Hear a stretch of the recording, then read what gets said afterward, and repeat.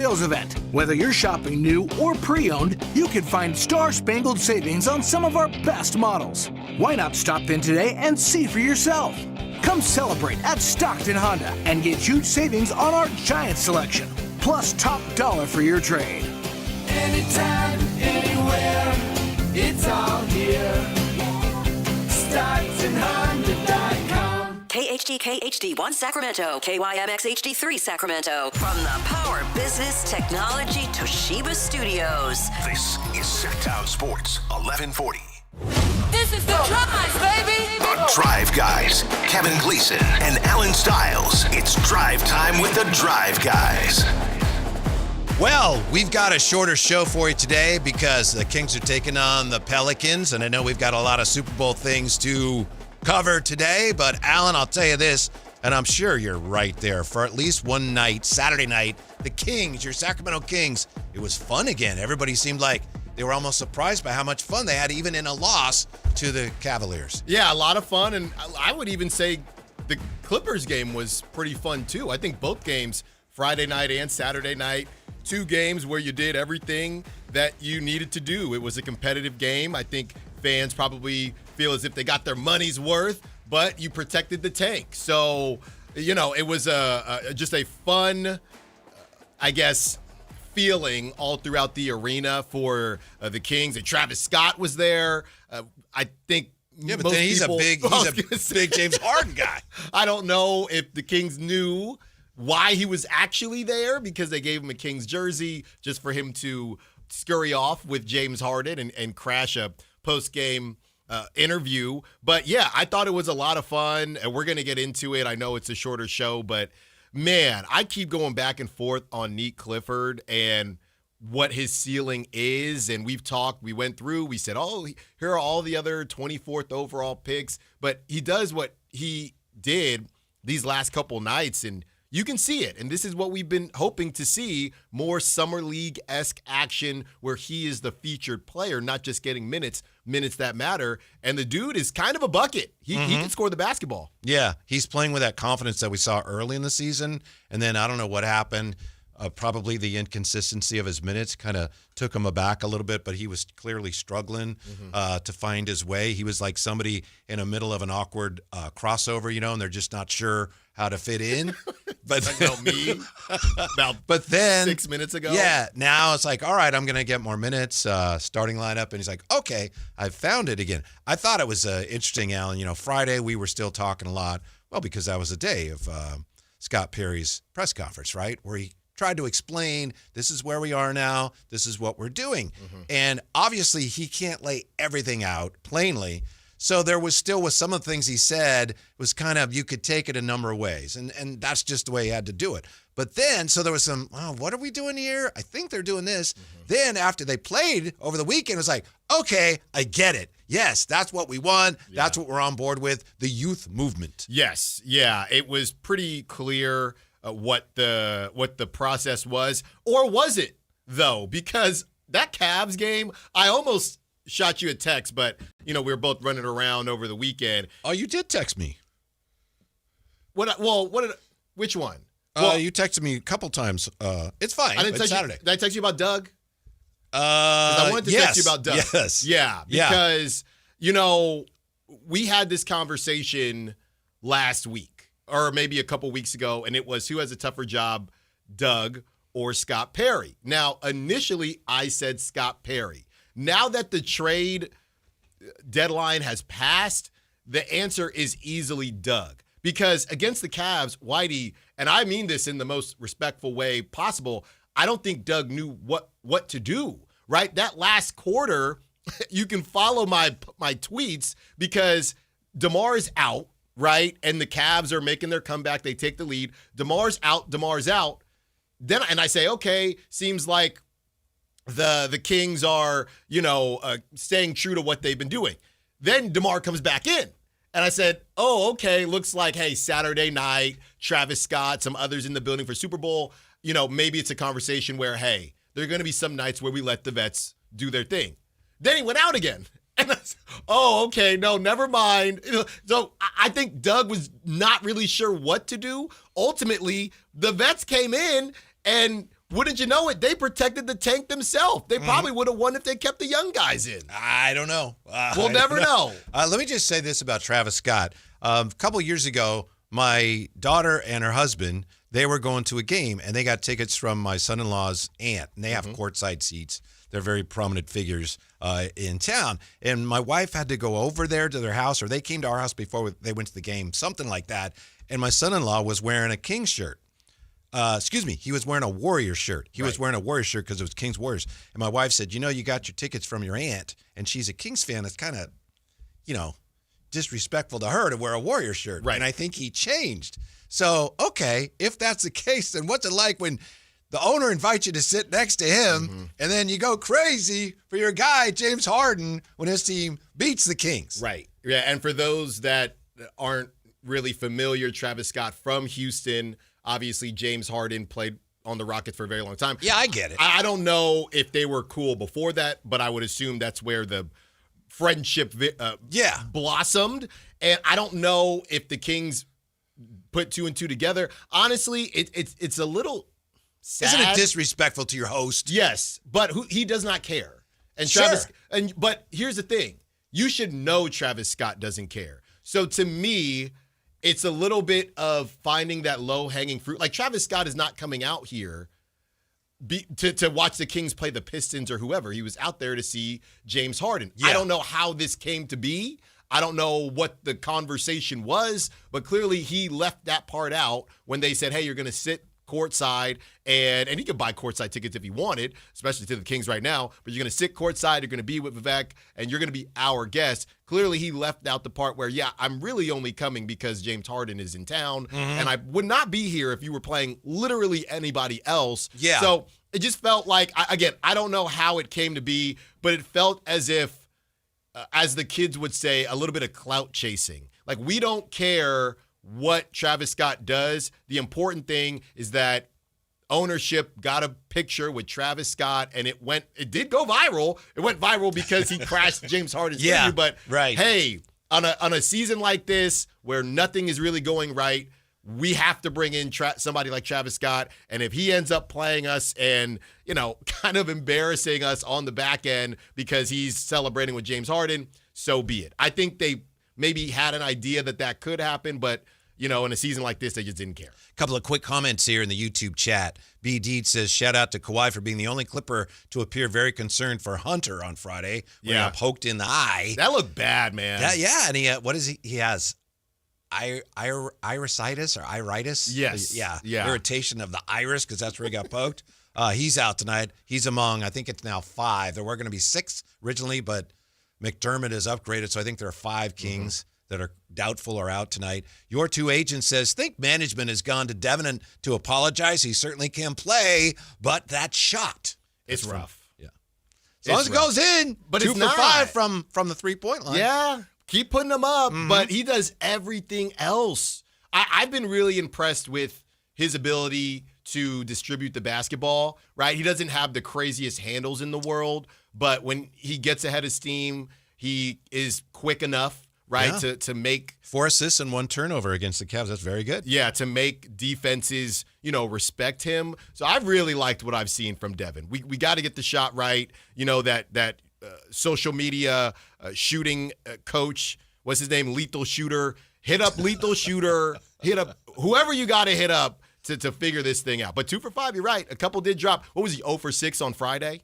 I think he might have been 0 for his last 11, if I'm not mistaken. Yeah. But yeah, they went in, and to me personally, it's a bigger story than Neek. And I know Neek played almost 40 minutes and he scored 30 points. So I get it. Yeah, that technically is a bigger story. But to me, the Devin Carter story is more interesting because we didn't know what was going to happen. Yeah. And then he went from he's not playing, he might not be an NBA player, to all right, he's getting a chance and he's responding. Yeah, I do wonder. I don't know how much it matters, but I do wonder how much of this log jam. Obviously, a lot of these guys have been injured. Zach LaVine's been out. But I do wonder when they were talking about the log jam initially how much they cared about Devin not getting an opportunity, because it did help. I just wonder if it's more of, well, who else are we going to play versus, no, part of the reason that's what they're going to say, right? No, we did this because we wanted to give Devin a shot, but I mean, he wasn't playing at all. Right. Like, at all. Right. So is it just, hey, very similar to Maxime when Sabonis was out,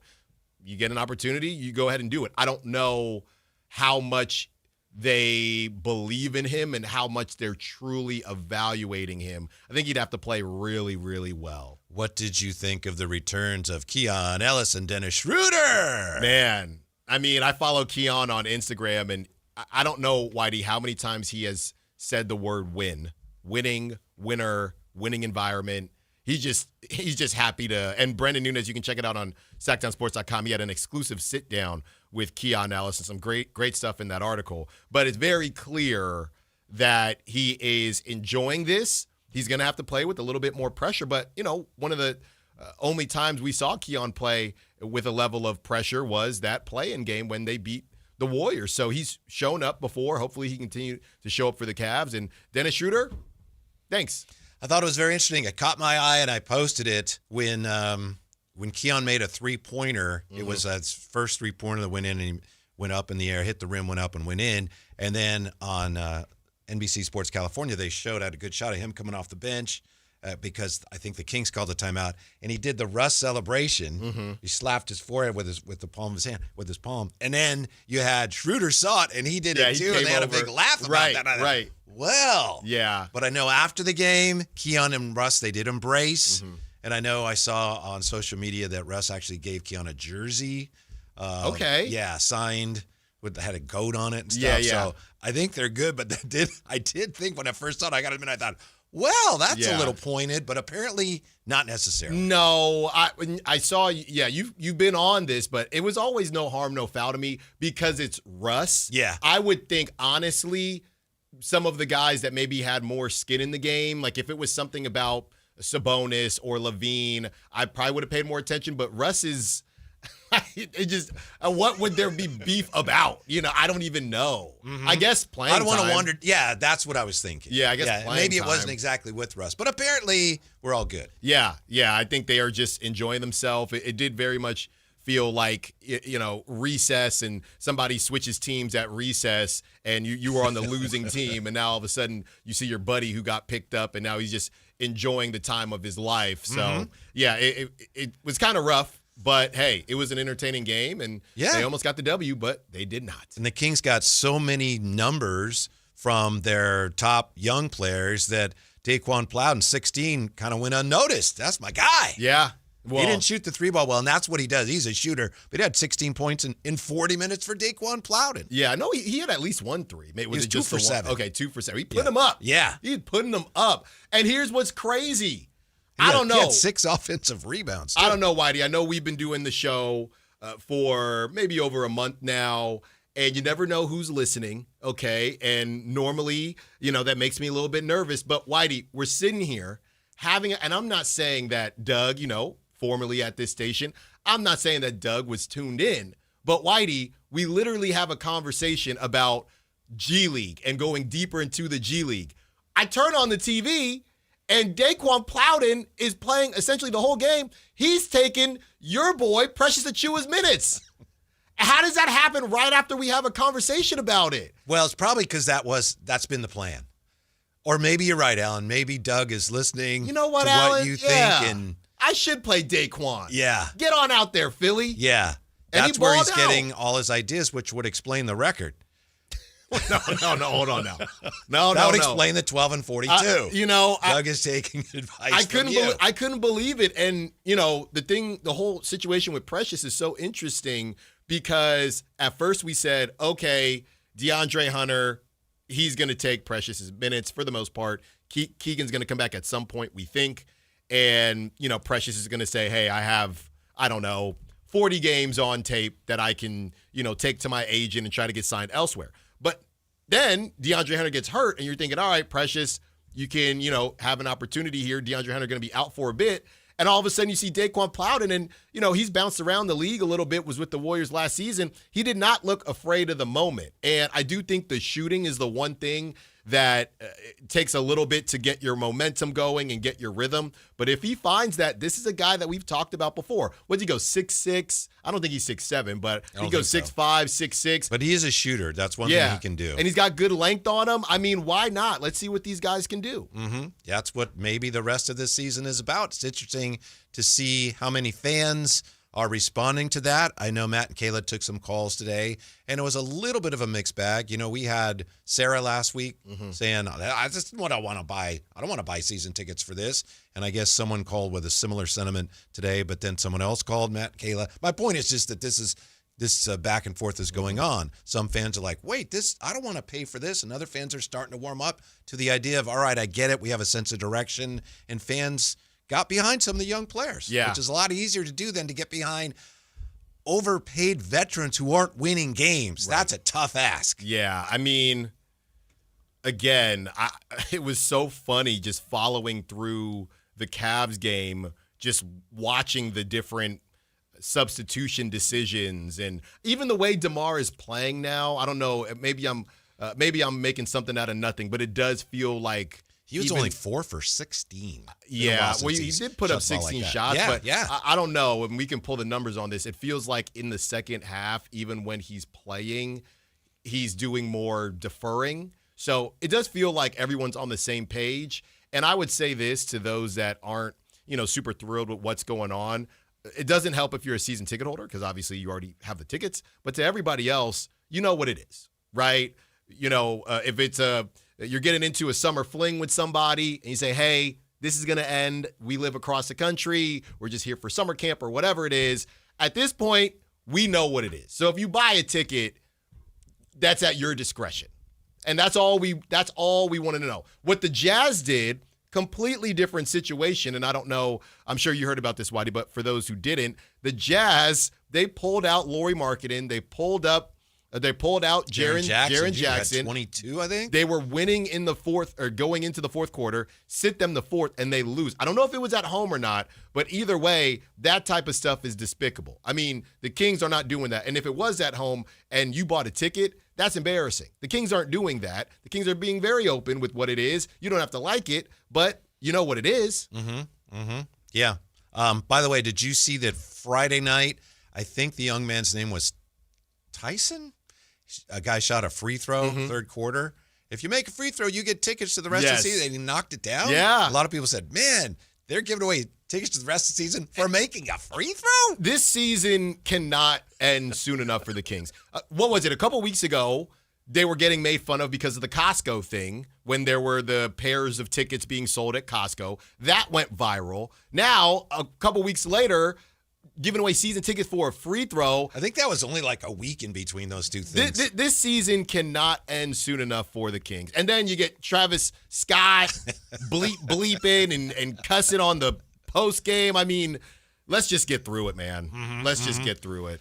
Yeah, you just like you got through the Super Bowl yesterday. At least you had family over. Yeah, well, I'll tell you this much. Record for Schmal and Miles. What kind of record? Great day for Schmal and Miles. Oh, okay. Oh, my goodness. I'll give her shout-outs later. But DeMario Douglas, favorite receiver, baby. All right. Favorite receiver, baby. Had a good day. Yeah. Let's just say the Costco run, it's as if it never happened. I got the Venmo. Didn't Free matter. Costco run. That's right. That's right. Wasn't it you that said that this was going to be one of the lowest rated Super Bowls? Isn't it you that said this is going to be under 100 million people watching?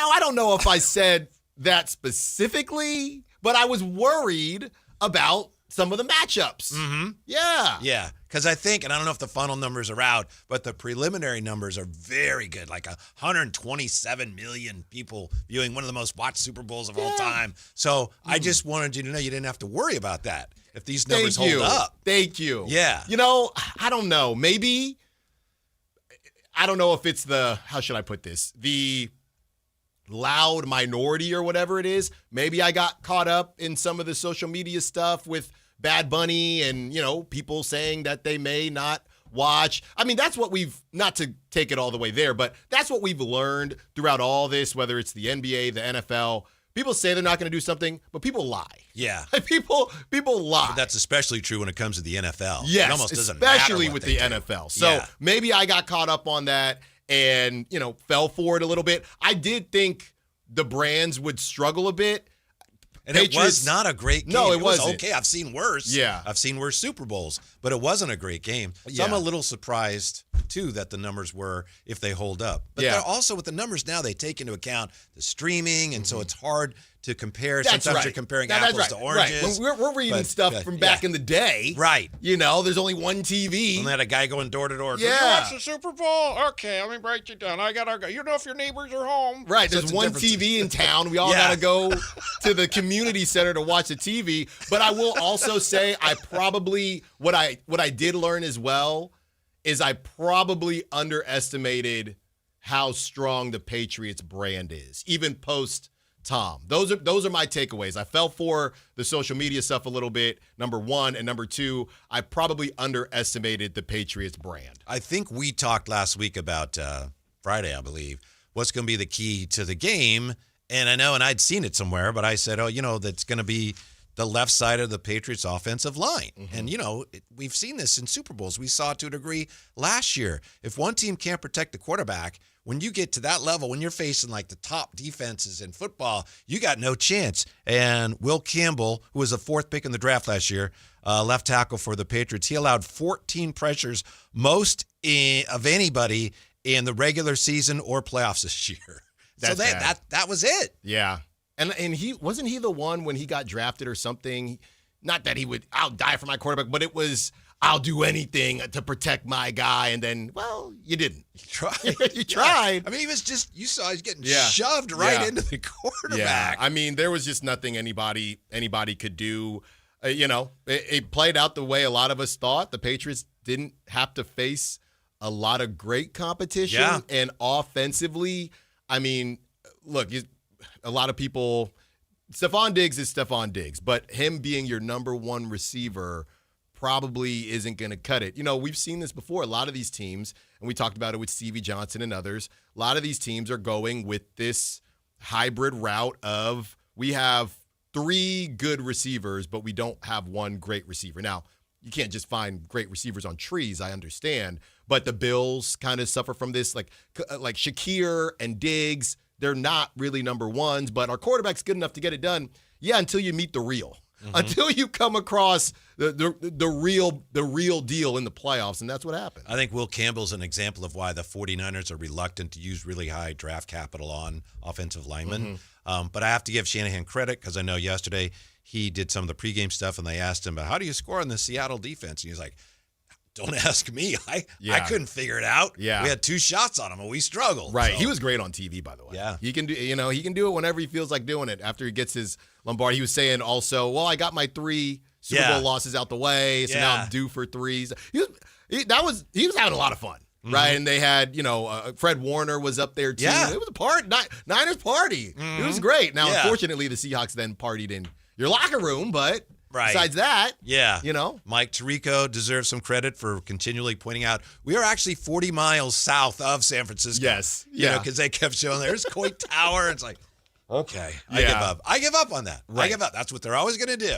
Fisherman's Wharf. There's a cable car. Right. I feel like, to your point though, and Tirico first time I think calling the Super Bowl, so that was a big one for him.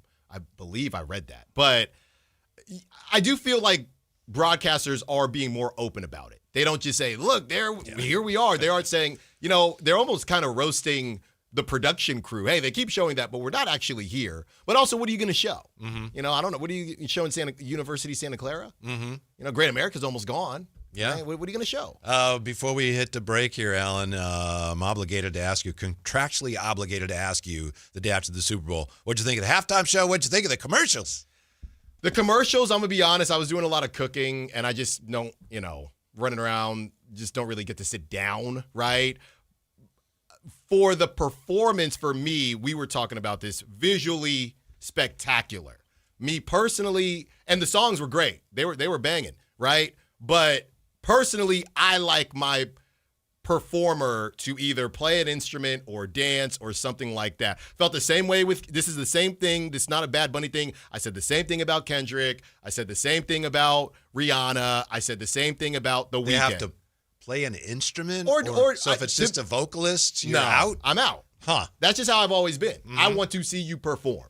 Like Usher to me, Bruno Mars. That's what I like. But out of the non-dancer, non-play instrument, he was up there. Bad Bunny was. I liked Kendrick a lot. I liked Bad Bunny a lot. I thought he was really good. And like you said, the sets, like all of the stuff that went into the actual show was incredible. Yeah. So I'm almost compartmentalizing the two things. Yeah, and just the way it was choreographed, not literally the dance, but everything, the camera movements and everything. It was incredible. That's right. Yeah, it was. And, Jessica Alba popped up. I hadn't seen Jessica Alba. I didn't even notice that. Yeah, Jessica Alba was there.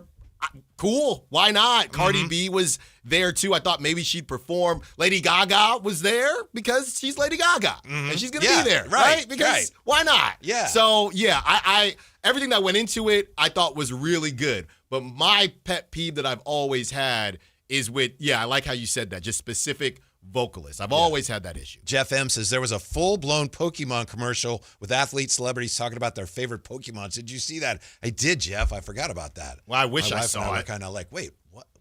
I wish I saw it. Pokemon commercial? Yeah. Lady Gaga was in that too, if I'm not mistaken. I mean, the return. I think she just won a Grammy too. Shout out Lady Gaga. She's hot. Hot right now. When we come back, why we need to hear from the one king we haven't heard from yet on all this. So we roll on here, getting you ready for game night. Drive Guys on Sactown Sports. The San Francisco 49ers play on Sactown Sports 1140. Touchdown 49ers! Every game on your #1 sports station. Don't miss the action on your local sports leader. Sactown Sports 1140. A's fans, the 2026 season is coming fast, and single game tickets are on sale now. Be there for an exciting season packed with theme days, giveaways, and firework nights, including bobbleheads, jerseys, hats, and much more. And getting in is easier than ever. Tickets start at just $8 for select April and May games. From opening day to unforgettable summer nights, there's something for everyone at the ballpark. Get your tickets today at athletics.com/tickets and be part of the excitement this 2026 season. Injured and you're considering an LA law firm looking to charge you 45% to 50% in attorney's fees? That's overcharging. Ashton & Price has been around for over 25 years, and I can tell you no matter how complicated your injury case, you should never be charged 45% or 50% in attorney's fees ever. Direct, experienced, unrelenting, and honest local representation matters. It's called Home Court Advantage for a reason. Ashton & Price serious local attorneys for serious people with serious injuries. So for the best local advice, don't think twice. Call Ashton & Price. Hurry in and save big during Honda's President's Day sales event at Folsom Lake Honda, your one-stop Honda shop. Hurry in and save on our best selection of new Hondas. Each is priced to sell now. Folsom Lake Honda is your one-stop Honda shop for great pricing on a giant selection of new CRVs, HRVs, Civics, and Accords with low finance and lease options. Plus, get an instant cash offer for your trade. Get to Folsom Lake Honda or go to FolsomLakeHonda.com. Folsom Lake Honda. Hey, it's Carmichael Dave. I got to tell you, I am so excited to get this decking project started with Trex Decking and Railings. From the first time I stepped foot in the showroom last week, I was so impressed. So many color options, heat-resistant composite deck. What does that mean? That means I don't have to do any maintenance on it whatsoever. They even have a deck designer, so you can go online and see what your dream deck will look like on your house. Just visit Trex, that's TREX.com to get it started. Tell them Carmichael Dave sent you. Guys, your testosterone level impacts your energy, drive, weight, hair loss, and even ED. Revive Men's Health Sacramento will check your T level for free. For your free T level check, exam, and consultation, call 916-277-8599 or visit ReviveMen'sHealth.com. Country in the Park is back. May 8th and 9th at Cal Expo. Miranda Lambert, John Party, and more. Line dancing, live DJs, mechanical bulls, huge festival area, and food trucks. Tickets start at only $68. It's the perfect Valentine's gift. Surprise them with live country music and dancing. Country in the Park, May 8th and 9th at Cal Expo with Hoblit Chrysler Dodge Jeep and Ram Center and Hilton Sacramento. For more info, visit CITPFest.com. Card collectors know there's nothing as special as a rare one-of-one card. And now you can hear a very rare one-of-a-kind sports card show right here on Sactown Sports. Whitey Gleason here inviting you to join me and Mr. True Sports Cards himself, Imran Pilati, for the True Sports Card Show every Saturday morning at 10 on Sactown Sports. It's the only sports card radio show in the nation. For all your hobby needs, get to True Sports Cards, 6661 Stanford Ranch Road in Rockland. And for hobby, insight, and fun, join us for the True Sports Card Show Saturday mornings at 10 on Sactown Sports.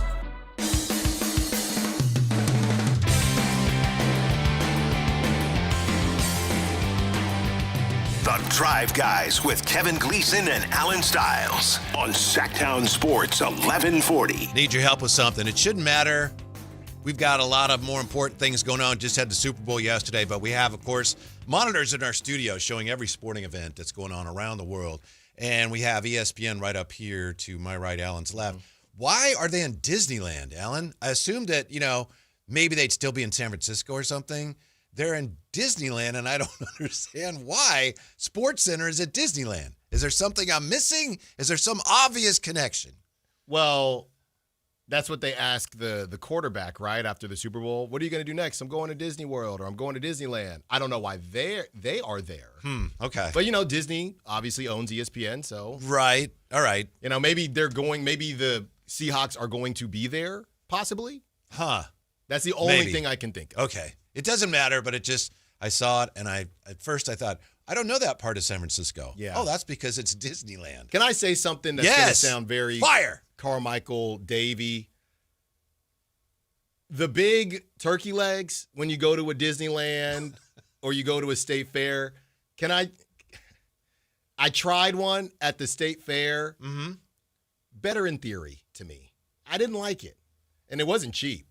But, Right. People love those turkey legs when you go to Disneyland. Yeah. It wasn't for me.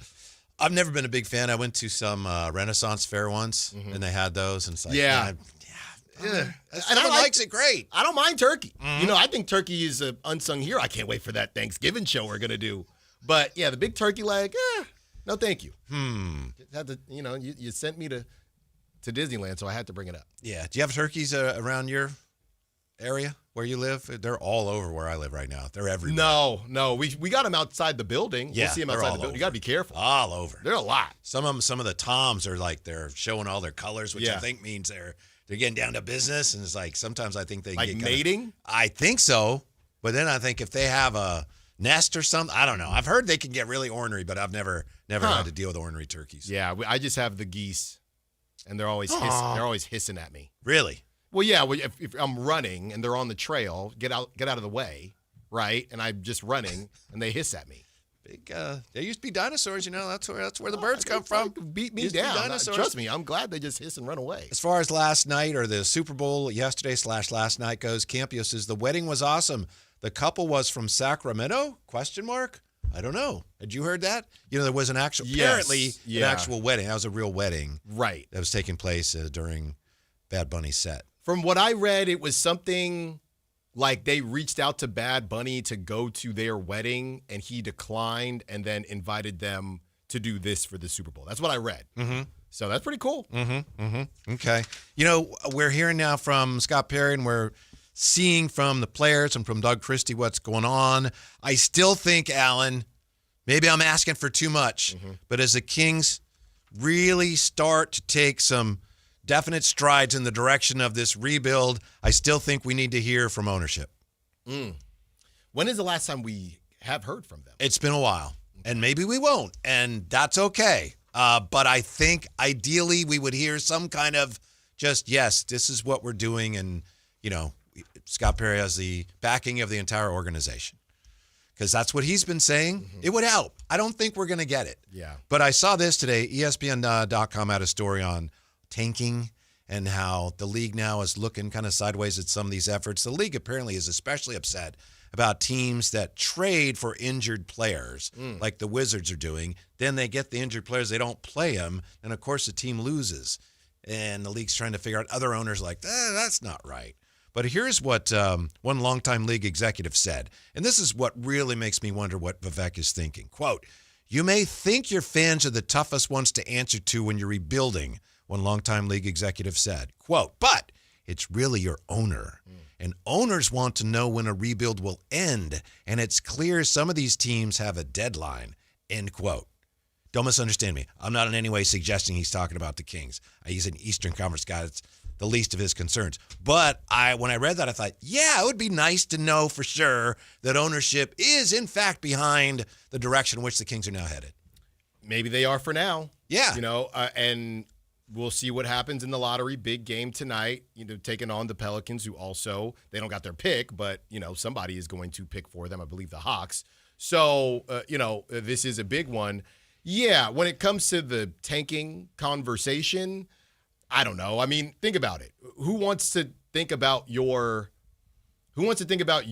investment being bad for however many years with really no promise that it's going to improve? I mean, there's no promise that the Kings are going to be a sustainable winner. That's the plan. That's the hope. But it's all up to chance right now. Mm-hmm.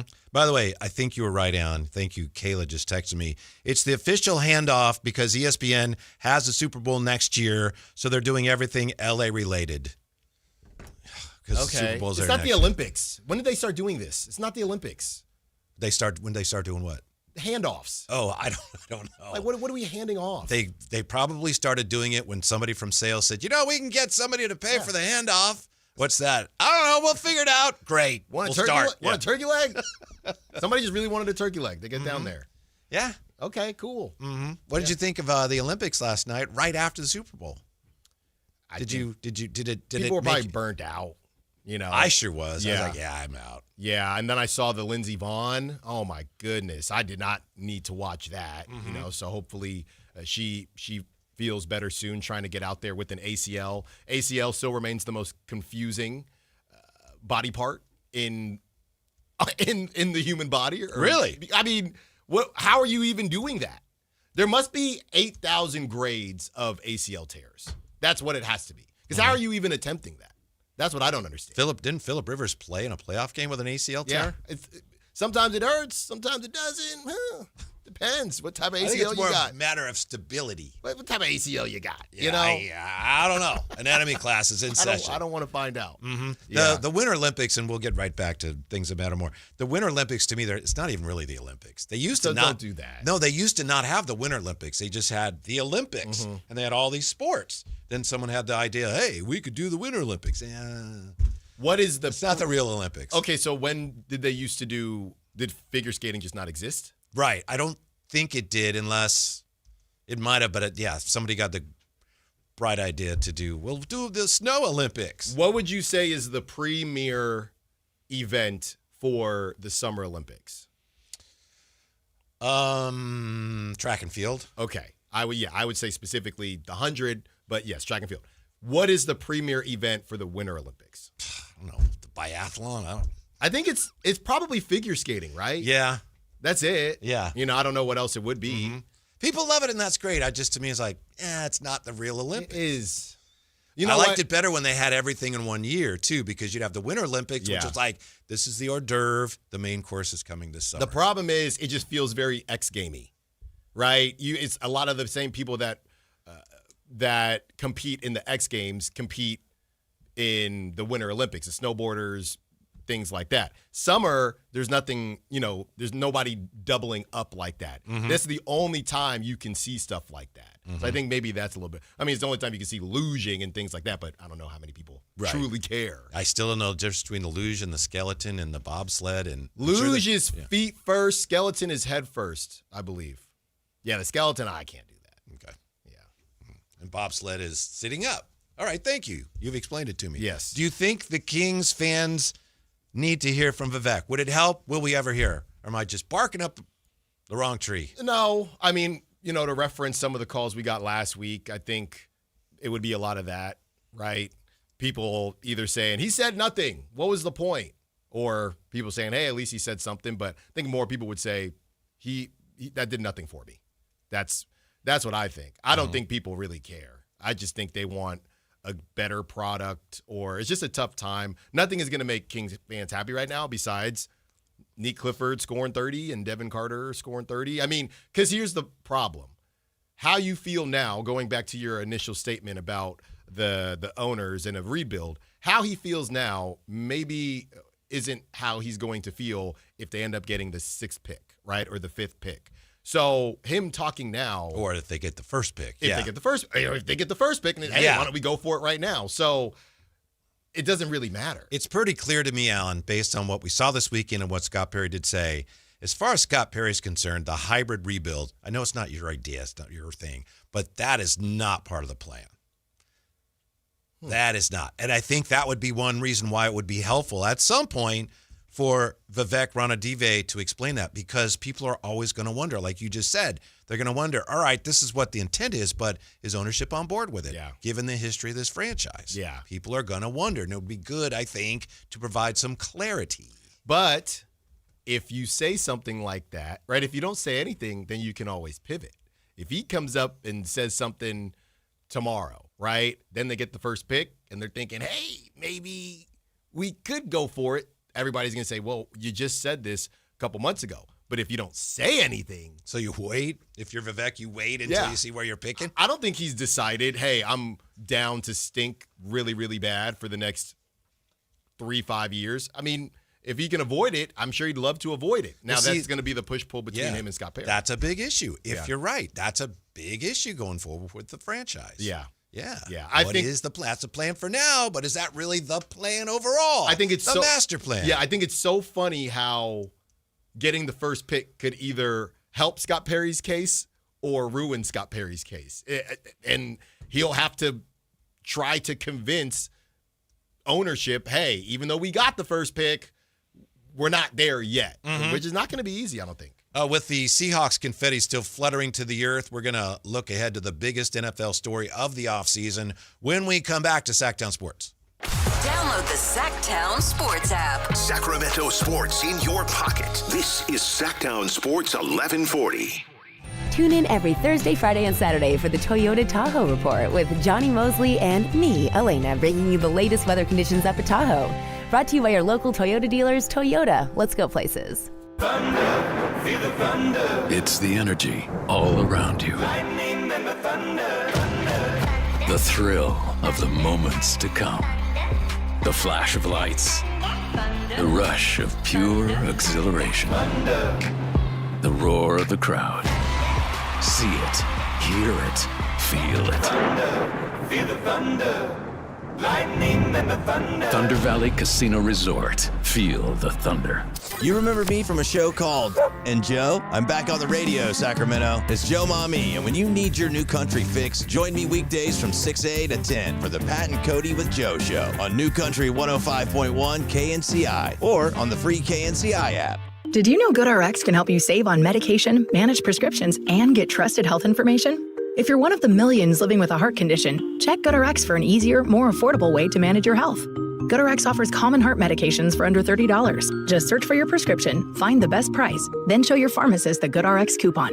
And it works whether you have insurance or not. To start saving and better manage your heart health, download the free app or visit GoodRx.com today. GoodRx is not insurance but can be used instead of insurance, including Medicare and other federal and state-funded programs. Pizza's here. Oh, great. I'd love some, but I'm worried about my stomach issues. If you're worried about having diarrhea, gas, bloating, stomach pain, or loose, oily stools, it may not just be stomach issues. It could be a condition called exocrine pancreatic insufficiency, or EPI. With EPI, the pancreas doesn't release enough enzymes to break down food, but EPI is manageable. Use the symptom checker on identifyepi.com and talk to your doctor. That's identifyepi.com. Sponsored by AbbVie. Get in the zone, AutoZone. Jeff's day is off to a slow start. So he heads to AutoZone, America's #1 battery destination, where Sammy, a local AutoZoner, tests his battery for free. Looks like he just needs a charge, and Sammy does that for free too. In no time at all, Jeff is back on the road, ready to finish the day strong. Free battery testing and charging at every store. No hassles, just help. Get in the zone, AutoZone. Restrictions apply. Amy Cox did something smart. She saved hundreds on auto insurance switching to Progressive. And with that money, she decided to treat herself to an anti-aging red light mask. Will she look like a horror movie villain every night? Yes. Will her boyfriend Kevin be scarred for life? That's certainly a risk. But it's Amy's savings, and if she's willing to risk her relationship for smooth, wrinkle-free skin, well, bye-bye, Kevin. Switch and see if you could save with Progressive and treat yourself. Progressive Casualty Insurance Company and Affiliates.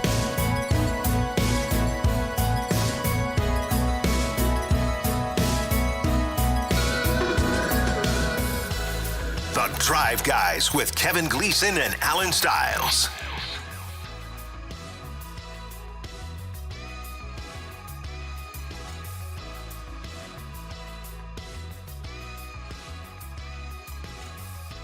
Oh, boy, Alan, the Kings are going to be shorthanded tonight against the Pelicans. How about that?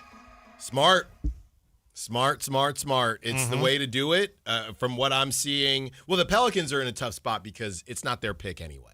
So, I don't know what they're playing for, but hey, Zion's back. He's another one you got to check on. But yeah, they don't have their pick, so there's really no reason to tank. It's not your pick. Yeah. You know who's actually been doing some nice things for them? Sadiq Bey. Remember Sadiq Bey? So when we were in the Bay still, Sadiq Bey was a Warrior for 2 seconds? Yes. He got traded for Wiseman and then got traded for Gary Payton Jr. Yeah, like but that. I like for the 2 seconds, I thought, wow, this guy, he can shoot a little bit. Another guy that I feel as if we probably brought him up at some point for the Kings during the can we find a 3-and-D wing at some point, and we never did. Yeah. Well, there should be plenty of playing time for the youngsters tonight because Keegan Murray's out. DeAndre Hunter with his eye injury is out. Malik is ill.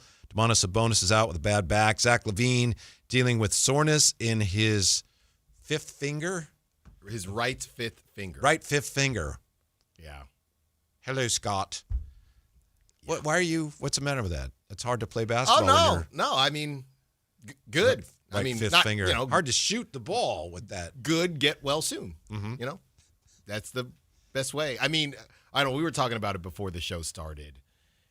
What a disaster. What an app. I know we've spent so much time on this, but I don't know when I will get over. I thought I was over the Fox trade, but now based on, because Zach LaVine, when he was traded, let us not forget, he was the same player. Literally, I remember looking up the stats, the same exact player in Chicago he was in Sacramento. He moved 24 points a game, all of that. So I didn't expect him to be all world this season, but I was intrigued by what could happen. I don't know what happened besides them just losing, but this thing has just gone so poorly. Yeah, we'll probably talk more about that tomorrow, but in the hallowed halls of Kings mistakes, the acquisition of Zach LaVine ranks as one of the absolute worst right now, the way things look. So we'll talk more about that. I cannot wait. Campio points out that Whitey and Allen called each other this morning on the attire colors for today's broadcast. That's how you become the number one show in the afternoon. That's right. I think that's what happens when you're on the same wavelength. That's right. It just happens organically. See, I was, we were texting all weekend, and I couldn't even remember because it's just part of my being now. Yeah. You know? But, the gray, and it's not even a gray day for me. The sun was shining. It was nice. No fog today, or the fog wasn't very bad today. But it might be gray for some Niners fans out there. Really? The champagne. I'm over all that. The champagne. Just Seahawks celebrating in your own building? Yeah. By the way, I know nationally, people, of course, around the country were on social media anyway saying, hey, this city's pretty nice. Duh. But the reviews for Levi Stadium are not great. No, people cannot stand that place. It's just kind of I just don't understand how people that make so much money and are so important can make such bad decisions. I don't get that. How do you get it that wrong? Well, because they're still able to make money off of it. If that becomes the driving force, they're still making a ton of money. I guess there's no other option. So, of course they're making money. They got a new stadium built in California in the Bay Area, It still Is stinks. it great? Nah. But that's all right. We're still making money hand over fist. Yeah. I guess you don't got to be perfect. You just supply and demand. Do you remember what the big selling point on that stadium was when they finished it? It was that it was supposed to have the most advanced in-stadium Wi-Fi. Oh. Do you remember that? That was one of the selling points. And I don't know if it does or not now. Those things improve so rapidly. Yeah. But that was one of the big, fans, when they're at our stadium and they're playing fantasy football, they'll be able to keep track. Oh, man. Good while you're getting burnt to a crisp by the sun. At least I can check if my Demario Douglas number hit. It is the big difference to me in that stadium compared to the old stadiums. If you go underneath, it's like you're in a shopping mall. Whereas, old stadiums should be underneath, and it's like you're in some industrial area. Right. But at that place, and I assume all the new stadiums, it's like, my goodness. I had a friend, and basically, I don't know how it came up, but I think we're all at a music festival or something. I think my buddy was dating her, and she said, my dad, because you know me, it's hard for me to kind of not say things sometimes. She said, my dad works for what you just talked about. My dad works on Wi-Fi at big events, right? Whether it be an arena or like I said, a music festival, whatever. And it took again, talking about weathermen, if you get it wrong, whatever, it took everything my being to say, well, he's not very good at his job. Because I can't do anything. But you don't know which events he's worked or which stadiums. I don't know. If he's working this one, he's not very good at his job. Yeah. I did not say that. I remember some of the very early reviews of the stadium when they built it before they even played a game there. And I think it was Ann Killian in the Chronicle was saying, this building has no character whatsoever. No. Yeah. And 49er fans were very critical of that until 2019 when the team started winning and the fans brought the character into the building. Yes. Yeah. And hey, the faithful weren't very faithful in 2018. Don't get me started there. Raider fan much? Yeah. We got our own battles to deal with. I think the biggest story of the NFL offseason, which is underway now, is going to be what your team and a number of other teams do at the quarterback position. Albert Breer says you can start with a number of teams that could be out there looking for a change, upgrade, or significant augmentation at the quarterback position in 26. The Dolphins, Jets, Steelers, Browns, Raiders, Vikings, Saints, Cardinals. That's a lot of teams. It's a lot of looking teams. for new or upgraded quarterbacks. Yeah, and I think this is a new world now with Sam Darnold. So now and obviously Jalen Hurts won Super Bowl MVP, so different situation. But that's 2 years in a row now where we have Super Bowl winning quarterbacks that nobody cares about. That Super Bowl winning quarterbacks that they're not going to, the larger conversation about them will not change. I don't know. I mean, you don't think Sam Darnold's on an upward trajectory I think it has changed from this season, but I don't think the Super Bowl stimulus package, had to sneak it in. I don't think that is going to affect him. I don't think he's going to take another leap. Everyone said, wow, Sam did it, but he didn't play particularly great in the Super Bowl. Just like Jalen Hurts, he won Super Bowl MVP, and nobody had him ranked any higher than they did previous season. So it's funny that the last 2 seasons have worked out this way. The 49ers, meanwhile, have no plans to trade Mac Jones. Even though all these teams are looking for quarterback upgrades, if not new quarterbacks outright, the 49ers have no plans to trade Mac Jones. Unless the price is right.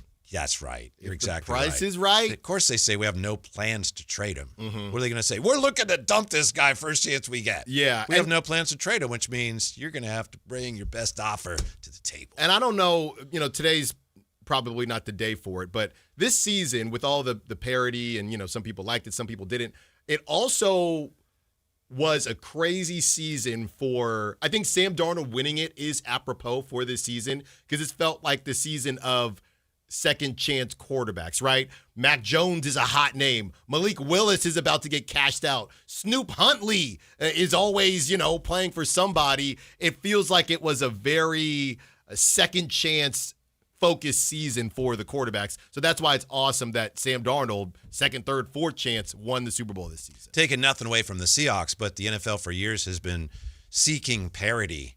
And this year they had as much parity as I've had in many, many years. And I don't think it's great. No. When you have a team like the Patriots, like, how'd they win all these games? Yeah. Well, other teams that are better than them had bad years and they had a weak schedule.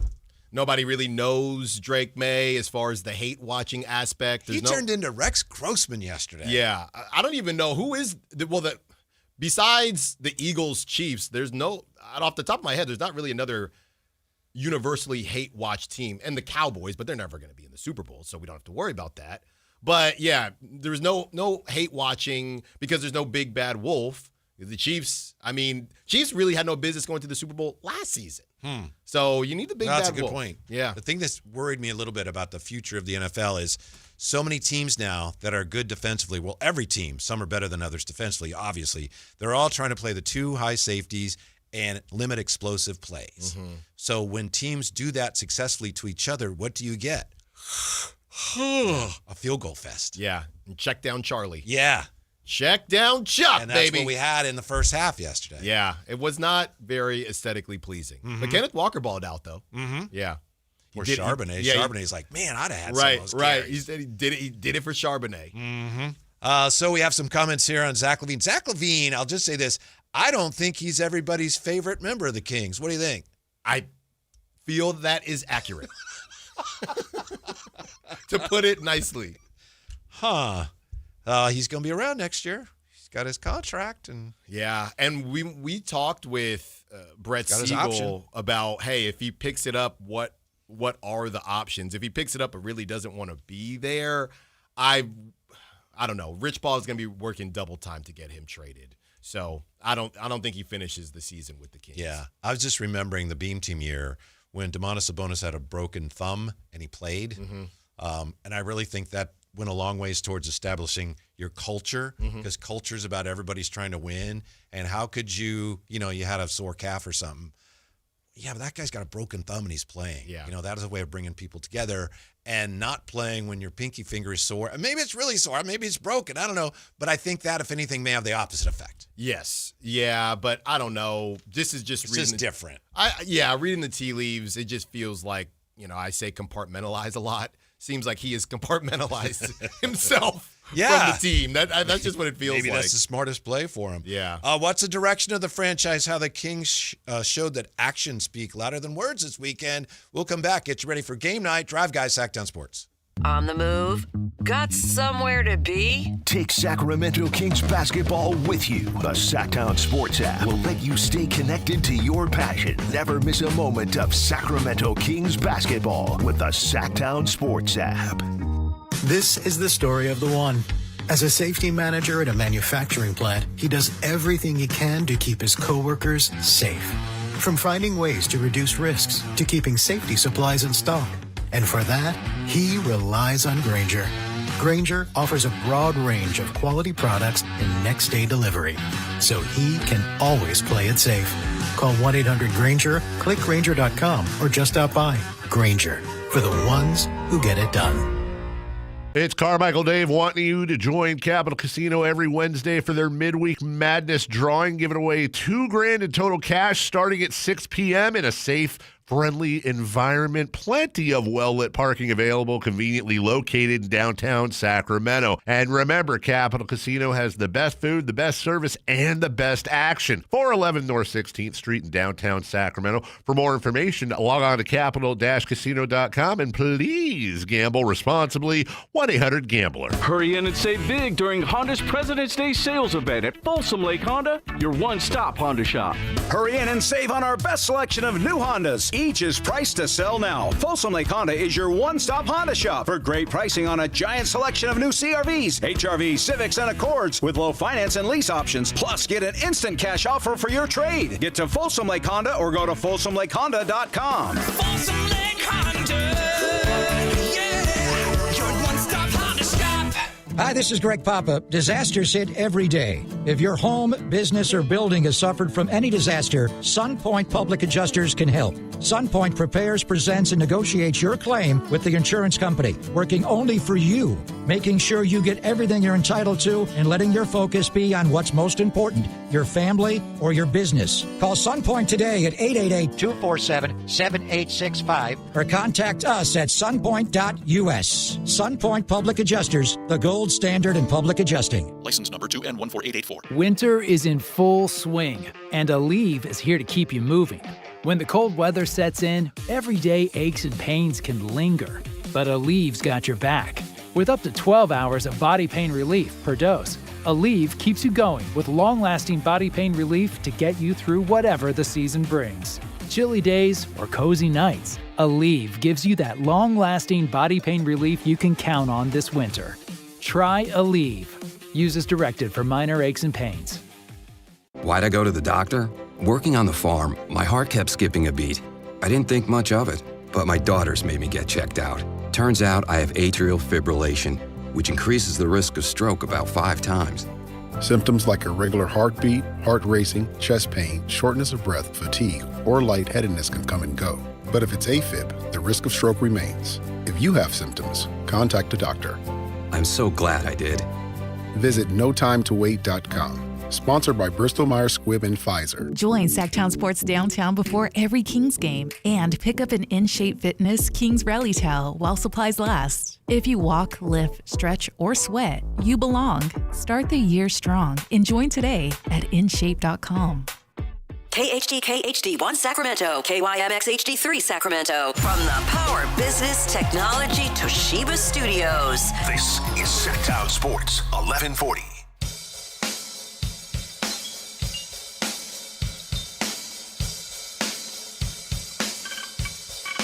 The Drive Guys with Kevin Gleason and Alan Stiles on Sactown Sports 1140. Getting carried away, Alan, to say, hey, we've got a breath of fresh air now surrounding the Kings. They're in New Orleans tonight. I don't know if you saw pictures of their Super Bowl party, but looks like we know now the direction in which they're headed. It's going to be a while before they are a serious contender for anything of significance, but now we know where they're going, and they're led by these fresh-faced youngsters, and everything's back on track. I mean, what is the complaint now, right? What would the complaint be right now in this very moment? That the team is terrible and they're 12-42.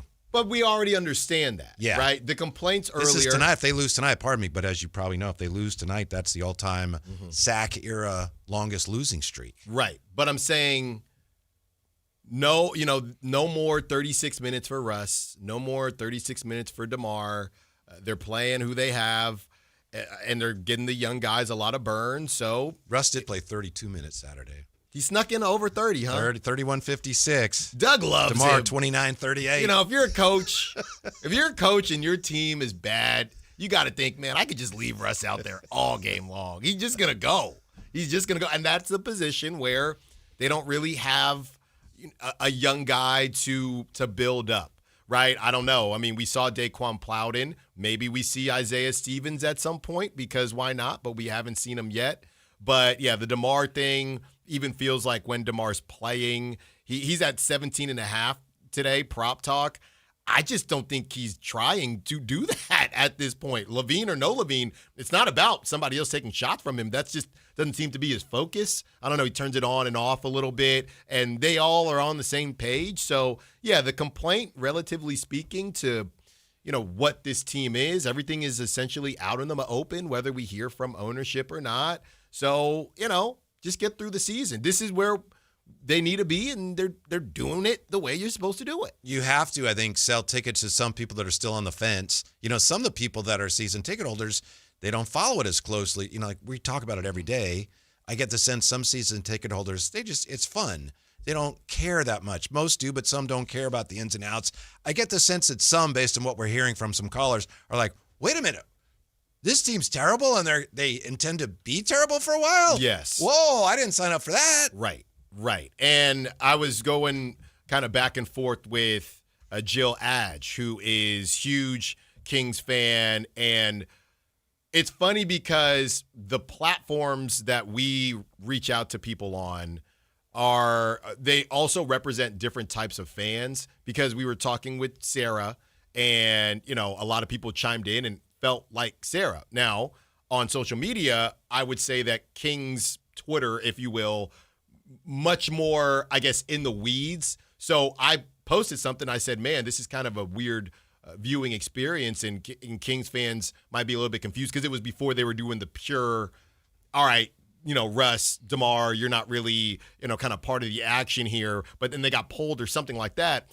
And Jill Adge and kind of Kings Twitter, no, this is perfect. This is great. This is what we want. And I tried to explain to them, well, we get calls saying the opposite, right? There are people that are really in the weeds on this stuff that understand the larger view. But there's some people that are thinking, I paid tickets. Where is Sabonis? Zach LaVine is making $40 million. Where are these guys? But, hey, it's out in the open now, so you go. You should know what you're signing up for. But to your point, Whitey, some people just aren't, as locked in on all of it. Yeah, I'll tell you what was really encouraging about Saturday. Somebody who has, kind of done this stuff like for a living, not what we do, but actually the basketball stuff, was telling me that if you have two teams that are tanking, we've had games like tonight. I don't know. You could argue New Orleans is still trying to win. But when you have two teams that are tanking, and we've seen that, it's almost like, we used the term last week, it's almost like a summer league game in a way. Yeah. And so anything that happens in that game, you have to consider that when you're evaluating performances. But Saturday night, the Cavs they're a good team, and they were trying to win that game. Yeah. So all the numbers that the youngsters put up, those are legit numbers. Those were legit numbers. Yeah. But to your point, I also think it's confusing for everyone involved. I think the Cavs, and we saw the same thing with the Clippers a little bit, two teams involved in a huge trade as well. But I think the Cavs just didn't really know what to make of the Kings, right? I mean, Yeah. They're clearly turned off thinking we can just roll the ball and figure it out. And technically they did. But they're playing. DeMar and Russ are coming out. They're kind of deferring. Nick Clifford's playing well. Then they come back in. And Cavs are probably thinking, I don't really know what to do with this. Mm-hmm. Man, the Kings are a bad team defensively. They shot 51%, 16-37 on threes, and they lose by 6. They gave up 39 in the fourth quarter. They score 30 in the fourth quarter and give up 39. Yeah. I mean, James Harden alone, I think he had, 2 points in the first half, and he got hot in that second quarter. We talk so much about offense, right? But is that the one thing that maybe worries you about the youngsters? And I know they're still getting used to it, but we always focus on scoring. Neek was supposed to be a pretty lockdown defender, and I want to pay more attention to it as he's getting more consistent time. But, I mean, Devin Carter is a better defender than Neek. Neek is much better offensively, but, when you look at the young guys, you got Devin defensively, and you have Cardwell. That's kind of it. Yeah. Look at it this way. We know that when they brought in DeAndre Hunter, and again, he's out tonight with his eye injury, Scott Perry talked about how much he would help the team defensively. He's not a great defender, but this team is so challenged defensively that he probably will help a great deal. Yes. Even though he's not that great. Right. But they don't have anybody other than, Keegan, who's out right now. They don't have enough of that type of guy. Yeah. Other teams have them coming out of their ears, and that's why they're in such demand. Everybody wants those 3-and-D wings, and the Kings, they're 3-and-D. Well, they're starting wings. They're starting forwards in the last game. DeMar DeRozan and Daquan Plowden. Good for both those guys. But if those are your starting forwards, you're in trouble before they even tip it off, Alan. Yeah. If you're really thinking about winning a game. Right. Which, I don't know. Yeah. So I guess to answer your question, yeah, it's a concern, but if you put together an actual legitimate NBA roster, you can't help but be a little better in those areas. Yeah, they're giving Daquan 6'4", actually. I thought he was, that means Neek is technically taller than him. So, yeah, not as much size as I thought. Yeah. He's a straight-up shooting guard. He's a shooting guard. Mm-hmm. And they're playing him at the 3? They're playing him at the 3 Yeah. right now. So that's not going to be that's good for the tank. I'll put it to you like that. Yeah, they basically started 4 guards and Maxime Reynaud in the last game. You can say all you want about it. You're DeMar, done. Yeah, you're done. You can slide him to the DeMar. 4.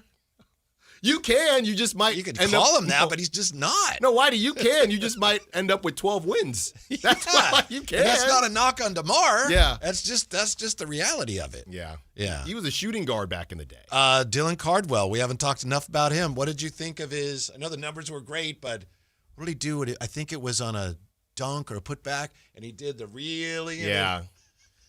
Alan, there was a time when if a rookie did that, he wouldn't make it back down the floor. Right. I mean, I do wonder, where Doug is going to decide the line is, if there even is a line. I think it's hard to have a line this season because I think the focus for Doug is for this thing to still feel important, for this to still feel like NBA level basketball. I think you made up a good point with the summer league thing. And you got Dylan, and we get it. Everybody likes it. I know Dylan's a fan favorite, but yeah, there does get to a point where I don't want to use the word Bush League, but Doug has to make sure that this doesn't get a little too Bush League. I said something to you off the air about, Russ and the beginning of the game, and everyone's just kind of juiced up to go out there and lose. I think among other things, one of Doug's focuses now is, hey, we're going to have fun, but we don't want this losing thing to, kind of just seep into our bloodstream. And we don't want this to get a little Bush Leaguey. I'll tell you what, I don't know that we're ever going to know the real story with Keon. And I know that Brendan did an interview with him. And I know my working theory of late had been, look, at some point, the Kings got the word that he wasn't going to stay. And so they felt like, all right, we're not going to play him. because he's not going to stick around, so they had to trade him. And talking to Brendan and looking at it more closely, I don't know that was it, Alan, but I just don't know what it was.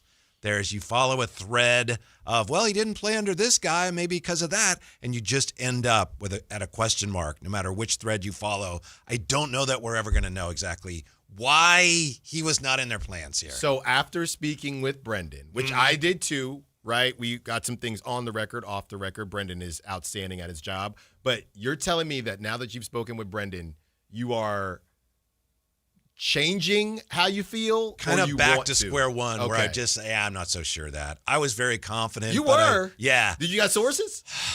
Well, just some of the things Brendan said about his conversation. There's no evidence of that. It still could be that, but I don't know if we're ever going to know. Right. I don't mean to dredge this all up, but now sounds like a good time now that he's out, he comes back, he's gone. It's a good time to say, I just don't know if we're ever going to know what the real story was. No, I mean, my working theory was that they just didn't think he had that high of a ceiling and felt – I mean, you know what's funny? Did you see what Daryl Morey said? And I thought it was pretty messed up about our Sac native, Jared McCain. Daryl Morey said, I felt like we sold high on Jared McCain. And he said that, just in an interview or a press availability. And then somebody asked Jared McCain about it. And what the heck is Jared McCain supposed to say to that? He was literally speechless.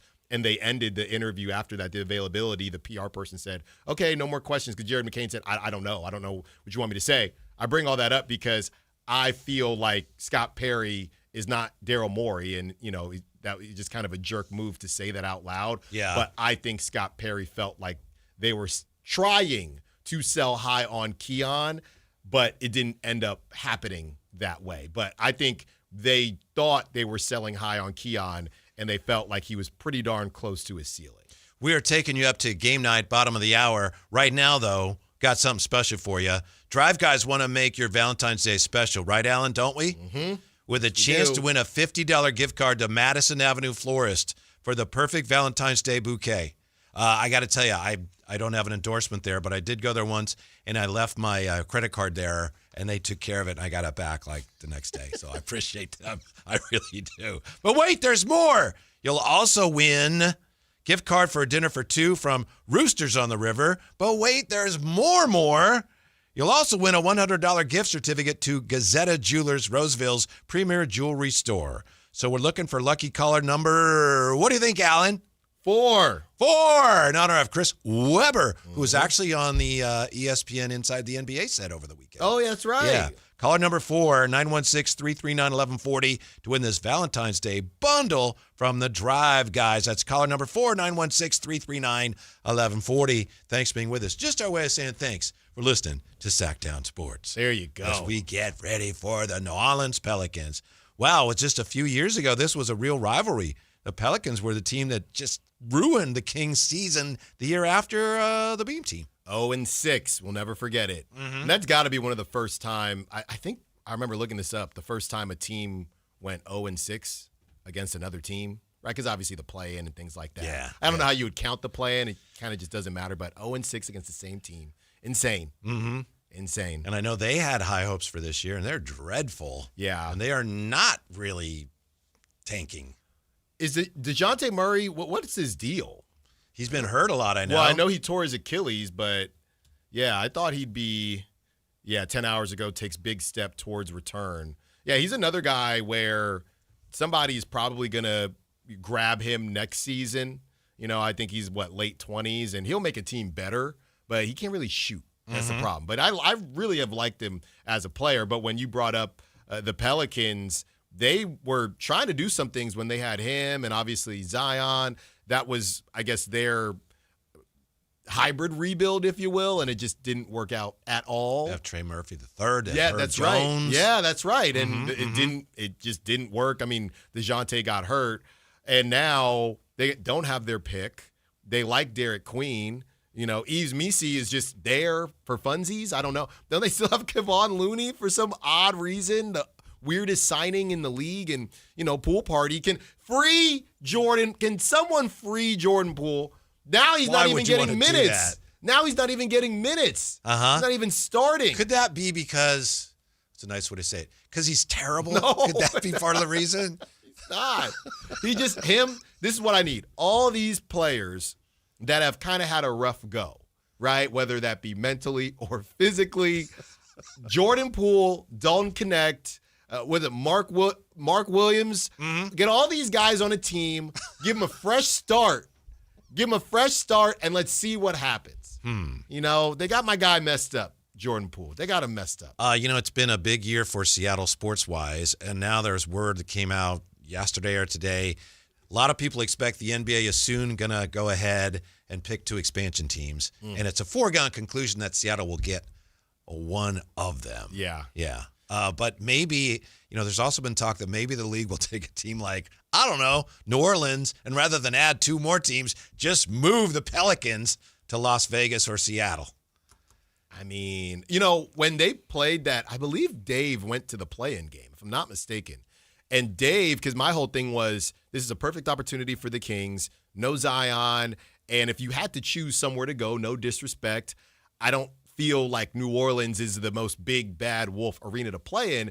And I believe Dave went out there and he said, no, they were super passionate. Obviously, it was a play. Yeah, obviously it was a play-in game. But yeah, I didn't buy it. Probably hired extras. Yeah, I didn't buy it extras at all. And, sorry to all the Pelican fans out there, but yeah, it just doesn't seem like one that has a super, I don't know, not committed fan base. But if you're going to move someone, yeah. The product hasn't been great either, yeah. In fairness to New Orleans, the fine people of New Orleans. I would put, I don't know. I know Charlotte's been weird too because the Bobcats, things like that, but that's always a name that gets brought up too. Yeah. One of those. And I'm not condoning it. I'm saying if we're already having this conversation. Yeah. I think they'll just add the 2 new teams. And by the way, I know I mentioned this earlier. I think it was in the crossover. There are some issues now in Portland that relate to funding the arena there. And so I did some checking, and apparently it could impact Portland's efforts to get a baseball team. Sacramento supposedly is one of the cities that's vying for one of baseball's expansion teams, although they haven't officially announced that yet either. Salt Lake City is doing very well. Portland was considered a city that was way ahead of most cities, or at least ahead of Sacramento. But now it looks like this may curtail Portland's efforts. That would help, theoretically, Sacramento's efforts to get a Major League Baseball team, but I don't think anybody is catching Nashville or Salt Lake City when it comes to a baseball team. No. To me, it's always been about the proximity, and this is why the Giants were just one of the other teams that voted for this move for the A's. They knew what this was. They were trying to monopolize the area, and that's what it is, because I just don't see how you would win an argument having 2 teams. Now, when it was Oakland, they were already here. But now that you've moved them, I just don't see a conversation to be had bringing in a new team when there's a team an hour and a half away. With Salt Lake City, they got nothing, right? That's true blue. This is why the Giants were on board with it. I'm a Giants fan, but I thought it was ridiculous, them not even out of solidarity for Oakland just voting against it, but it is what it is. They knew what they were doing, and it's a business, right? And I just don't see Major League Baseball saying, all right, you guys can get 2. And it's the same way I felt, and this was what was interesting with the Valkyries. When they decided to be purple, I thought, okay, same color as the Monarchs. Does that mean that Sacramento ain't getting a WNBA team?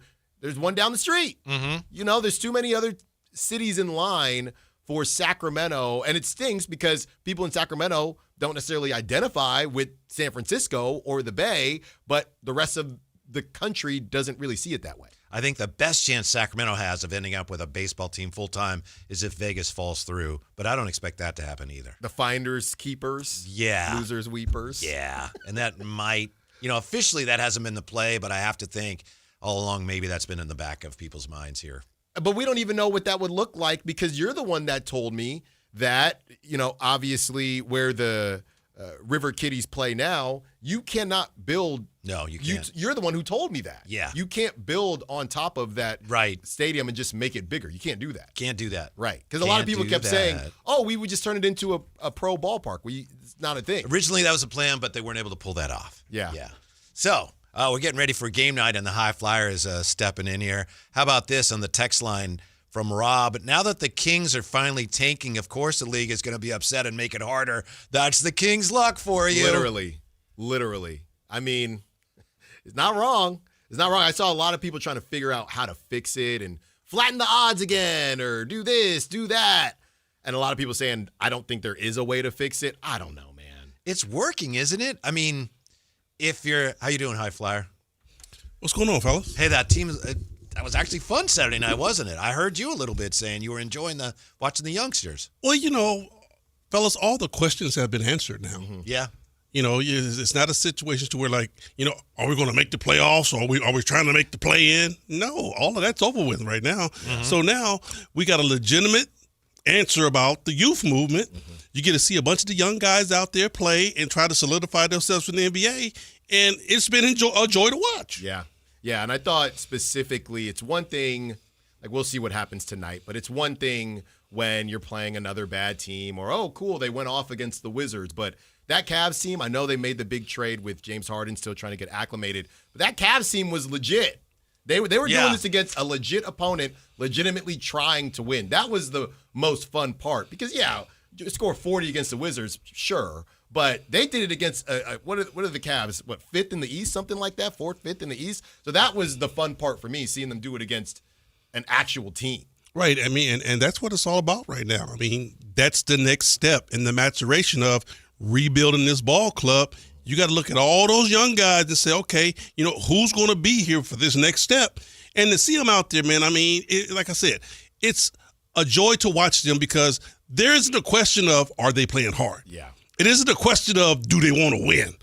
All these guys out there that's playing right now, they're fighting for their NBA lives. Mm-hmm. And you see it and you enjoy the effort out there. Yeah, I think, my opinion, High Flyer, I don't know how you feel, Alan, but I think the organization needs that right now because obviously you've got people and they're deciding what to do with money they spend on season tickets. When you had a bunch of veterans and the team had a high payroll, which they still do, but you're playing veterans and not winning, then if you're a customer, you're like, what am I paying for? I think it's easier. It's not my money, but I think it's easier for fans to get behind younger players that are developing and giving everything they have. And, it was funny that Jason brought this up. He basically calculated it, and we saw a very, very entertaining game, heartfelt game. Guys played their butts off and really didn't get blown out. Played a good game, and it was something like over $150 million that was just sitting on the sideline watching. And I was like, whoa, okay, that right there tells you a lot. Yeah, and I think that's why the goal now is to just get through this season. Obviously, we're going to watch, and it's fun to watch. But, yeah, if you were the person signing those checks, hey, I don't want this to be a thing, right? And that's why next season, assuming Zach LaVine opts in, is going to be fascinating for him and Sabonis. DeMar is not going to make that much money anyway. But for LaVine and Sabonis, what does this look like next season? Because you're right. I mean, you can't sit that. What they're doing now is fine for these 25, 30 games. But to start a season, that energy, it's going to have to be different. Okay, here's the question for you, Alan. Mm-hmm. You're definitely barking up the right path when you start talking about Zach and Domas. How do you start a new season with Zach and Domas when you done already declared this year it's all about the youth movement? Yeah. How do you do that? Domas, Zach, you may not have a choice because it's his choice. But what's funny, I think Domas is for sure salvageable. Doug's his guy. I think they could figure that out. Mm-hmm. The Zach thing, I really don't know. And he's the one that's almost steadfast with this team. If Zach opts in, Jason and I talked about this also. It was like, okay, if you're Zach LaVine, how would you accept opting out of this contract and moving on? And the only scenario we came up with is that he's going to be making somewhere upward of $49 million next year. Mm-hmm. The only way Zach LaVine opts out of a situation like that, let's say if a team like whoever, Portland, New Orleans, whoever says, okay, Zach, you opt out of that $49 million, we're going to resign you for another 3 years for $125. Yes. That's the only way. Right. That's the only way he says no to that $50 million for that 1 year. Yeah. It doesn't look like there's a great chance of that, but we'll have to wait and see. But I'm just saying that's the only way I got you. that he's going to say, no.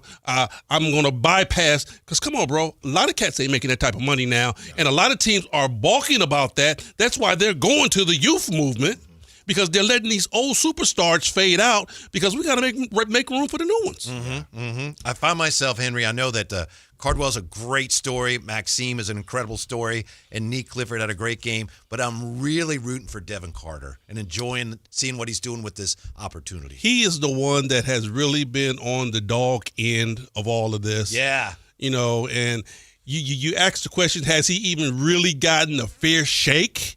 And it's been tough. It's really been tough for him. And he was a high draft pick. And a lot of people who are on this tank trip, which I can't even start thinking about tanking because that's not even in my, in my being. But a lot of people are on it and I understand it. But it's not like it's a science because you can get that first pick, that number one pick. Who's to say he's going to pan out? How many first round picks have we looked at and said, nah, he didn't make it? How many number two picks? And that's closer to us. He really didn't make it. So to sit here and say, just tank so you can get the number one pick, sometimes that number one pick, Steph Curry wasn't number one. Right. Kevin Durant wasn't number one. It's a whole bunch of dudes that play in this league that are superstars and come out to be great ball players, but they didn't go number 1, 2, 3, 4, and 5. But you might as well take your best shot at it. No, you do. Choice. Yeah. You do, but what I'm saying is you have to pick the right player. Don't get it wrong. You get it wrong? Call in phone. Make the call. Yeah, so Devin Carter tonight probably gets some minutes. The Kings with 5 guys that are doubtful or out tonight. We'll get an update for you in just a moment here because we've got game night coming up. Alan, we're back tomorrow. Yes, sir. Full show tomorrow. Full, baby. As far as I know. And we're going to be breaking down Sabonis and Levine. Yeah. Some of the stuff that we mentioned today, we were able to scratch the surface, but we're deep diving tomorrow, baby. That's right. How you guys get these half shows, man? Y'all let me know how to get in on this. This is great. We don't never cut game night out at all. It's a full show. A full show game night next on Sactown Sports.